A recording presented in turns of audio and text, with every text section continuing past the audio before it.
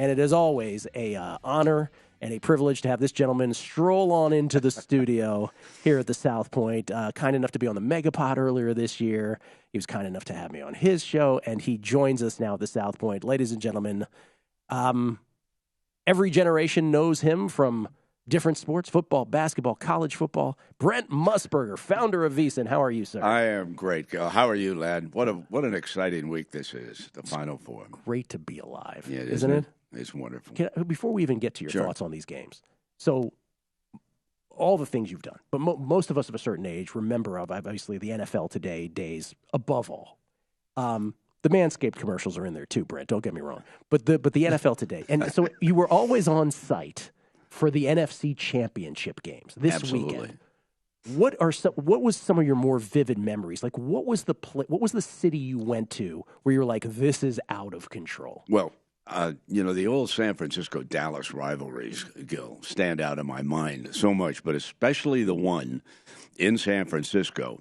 Cowboys should have won it, but Montana brings the Niners down, okay? We're on the field for the NFC Championship game. Vince Scully's the last NFL game he did for CBS. But what I remember, I was about at the 50-yard line, and the Niners were moving away from me. And when Joe Montana threw the pass that we will never forget to Dwight Clark, honestly, from my vantage point, and I was on the visiting sideline, I thought it was going to go in the grandstand. I thought Joe was throwing it away, okay?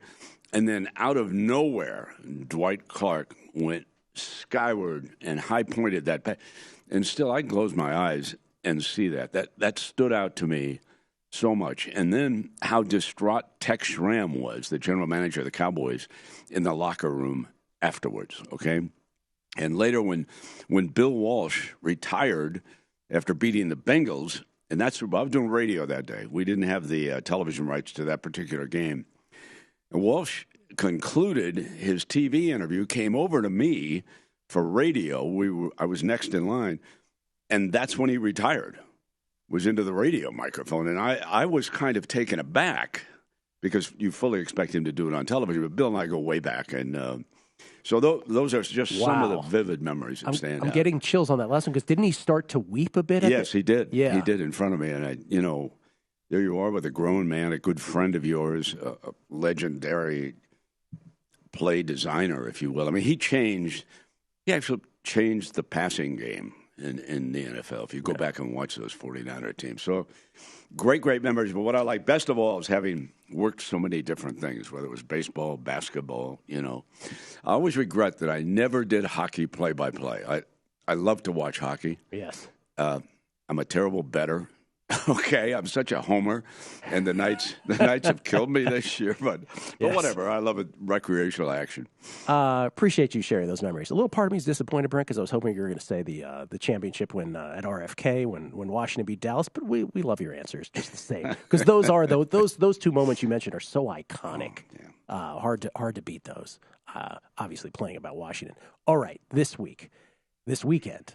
The two championship games, beginning with the NFC game, where the Niners, with Brock Purdy, Mr. Irrelevant, are 2.5-point dogs against the Philadelphia Eagles, the number one seed in the NFC. The total's at 46.5. How do you see this game? Well, first of all, I like the Eagles. Obviously, the number with no rookie quarterback having started in a Super Bowl game, and even Ben Roethlisberger losing in the AFC Championship game. But there's something, and it speaks to the coaches of the 49ers who have done an unbelievable job. If they win the coin flip, I would take the football, okay? I think it is imperative that the Niners try to get on the board first because that reduces the number of plays that you have to rely on your quarterback if you're playing catch-up, okay? Now, they're reluctant to do that because they like the ball to start the second half, okay? But if I was Coach Shanahan, I would give serious thought to that, okay, if we win it. Now, if they lose it, they figure to get the ball anyway to get out on top. I believe that if the Eagles get on top, it's turn out the lights. I think it's been a remarkable story with Brock Purdy, but what he's going to find is he's up against the best secondary he's looked at. That Eagles secondary, they can go one-on-one. They can play zone. And, oh, by the way, they're pretty good at bringing pressure off that defensive front. They've got a lot of depth. And so I like the Eagles for that reason. It's a great point about deferring versus receiving and how, teams have finally figured out that deferring really, because you can create the 2-for-1 situation, is the way to go. But in certain circumstances, like the one you just pointed out, maybe you ought to reconsider that thought. By the way, in the second game, I think there's a bet to be made on receiving the opening kickoff too, because the Bengals have shown an affinity for receiving as well, because they love their guy and they're like, Joe, go get him. Joe Cool. Yeah. I mean, the second game, my recommendation would be, unless you're like me, I like to drink beer watching games, but in game, I would wait. I want to see if Mahomes can actually get to the outside. That's where he creates so much problem for defenses, okay? If he's not mobile enough to get there, that allows the Bengals to aim directly in and try to keep him in the pocket, okay? The Bengals present so many problems for this Chiefs defense simply because of the number of receiving weapons and the fact that I look back at the time that it took Burrow in the snow to get rid of the ball. He was under 3 seconds almost all the time. He was sacked only once. Now, I made a big thing out of it. Dave Tooley said it wasn't going to be important. Tooley wound up being right about the 3 newcomers to the Bengals offensive line. However, there's an asterisk. When you have snow on the field, your offensive line has a little bit of an edge. You get that first step, and for the defense to react, it's troublesome. And then Mixon ran the ball well, so the defensive front had to be a little bit careful about the handoff to him.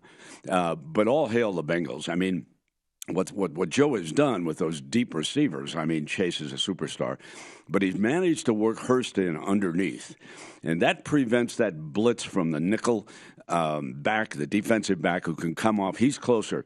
If your nickel back can come in and you don't have to worry that much about a multiplicity of receivers, you can present the blitz, but you can't do that against the Bengals because Burrow's going to carve you up if you leave that open out there. But I would wait. I would do in-game. I'd put a little money in the account. That's my recommendation.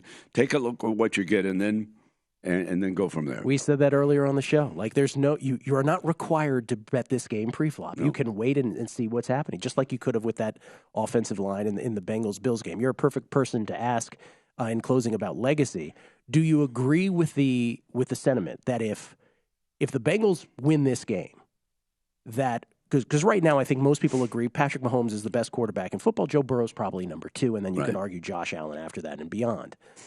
But if Burrow wins this game, if the Bengals and Burrow win this game, do we now quickly get into the realm of it's Mahomes and Burrow? You can't really make that distinction anymore. Yeah, well, if Burrow wins, I mean, 4-0 is 4-0 against Mahomes, including if he wins. Now, remember, he will have won back-to-back AFC championships in Kansas City, which is a very difficult place to go in and win, okay? So we have to tilt a little bit in that direction. But the asterisk, the other side is Mahomes probably won't be 100%. Now, is he going to be 90 or is he going to be 80? We don't know. Yeah. And honestly, I'm not sure that Mahomes knows, to tell you the truth.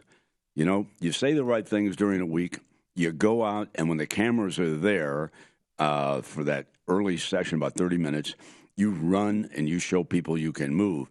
But what happens in the heat of battle, after you get hit a couple times, we have to wait and see how that's going to unfold. Listen, they're both great.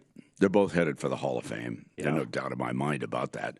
Joe Cool is Joe Cool. And it'll be fascinating for me to see what he does because I believe, and if it doesn't snow, and it's not supposed to, but it's going to be really cold, and I believe that Jones, the defensive lineman for the Chiefs, may be the best defensive tackle in all of football. Of course, I'm biased because I've watched him beat up on the Raiders for years. They're going to have to handle him. They're going to move Jones. They're going to test him at first against the right guard, the new right guard. They want to see what they've got. Then they flop him outside and they rush him as an end. I mean, he is a monster, okay? And the Bengals know better than I do. They're going to have to block him on every play that he's on the field. Brent, I'm on the Niners every which way, futures bets, so I hope you're mistaken about the first game. Yeah. But I appreciate your perspective on it for sure. And by the way, you wouldn't be surprised at any outcomes this weekend, right? No, I wouldn't. I think, listen, if you just look at the defensive stats and quickly you go through home and away, 19.1 the Niners allow, 17.6 the Eagles at home, 20.6 Cincinnati on the road, 19.4 Kansas City at home. These are four really good NFL teams. Brent Musburger, everybody. Thank you so much, Brent. I Thanks, appreciate Gill. it. Good luck with the Niners. Thank you. Go to VSiN.com/subscribe to become a VSiN Pro subscriber today.